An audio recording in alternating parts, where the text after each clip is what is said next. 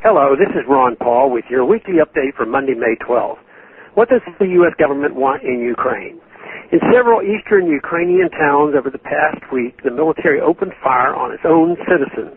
Dozens may have been killed in the violence. Although the U.S. government generally condemns the country's use of military force against its own population, especially if they are unarmed protesters, this time the U.S. administration blamed the victims. After as many as 20 unarmed protesters were killed on the May 9th holiday in Ukraine, the State Department spokesman said, quote, "We condemn the outbreak of violence caused by pro-Russia separatists," close quote. Why are people protesting in eastern Ukraine? Because they do not believe the government that came to power after the U.S.-backed uprising in February is legitimate. They do not recognize the authority of an unelected president and prime minister. The U.S. sees this as a Russian-sponsored destabilization effort. But it is so hard to understand that it's the people in Ukraine may be annoyed with the U.S. and the EU for their involvement in regime change in their country. Would we be so willing to accept an unelected government in Washington put in place with the backing of the Chinese and the Iranians? The U.S. Department provided much assistance earlier this year to those involved in the effort to overthrow the Ukrainian government. The U.S. warned the Ukrainian government at the time not to take any action against those in the streets, even as they engaged in violence and occupied government buildings. But now that those former protesters have come to power, the U.S. takes a different view of protest. Now they give full support to the bloody crackdown against protesters in the East. The State Department spokesperson said last week, quote, "We continue to call for groups who have jeopardized public order by taking up arms and seizing public buildings in violation of Ukrainian law to disarm and leave the buildings as they have seized," close quote. This is the opposite of what they said in February. Do they think the rest of the world does not see this hypocrisy?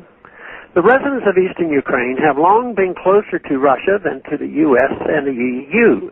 In fact, that part of Ukraine had been a part of Russia. After February's regime change, officials in the East announced that they would hold referenda to see whether the population wanted autonomy from the U.S.-backed government in Kiev.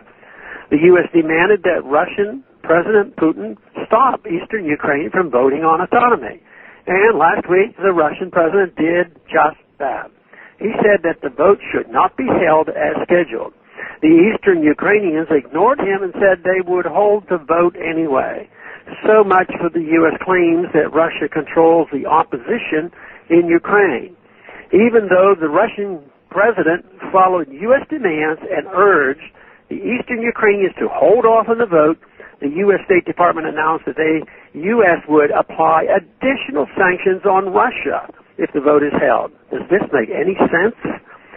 The real question is why the U.S. government is involved in Ukraine in the first place. We are broke. We cannot even afford to fix our own economy. Yet we want to run Ukraine. Does it really matter who the Ukrainians elect to represent them? Is it really a national security matter worth risking a nuclear war with Russia, whether Ukraine votes for more regional autonomy and a weaker central government? Isn't that how the United States was originally conceived? Has the arrogance of the U.S. administration, thinking they should run the world, driven us to the brink of another major war in Europe? Let us hope they will stop this dangerous game and come to their senses. I say, let's have no war for Ukraine. Thanks for calling this update. A new update is placed on this number, 888-322-1414 every Sunday. The written text can be found on my Ron Paul Institute website at www.ronpaulinstitute.org and on my Facebook page. Thanks for calling.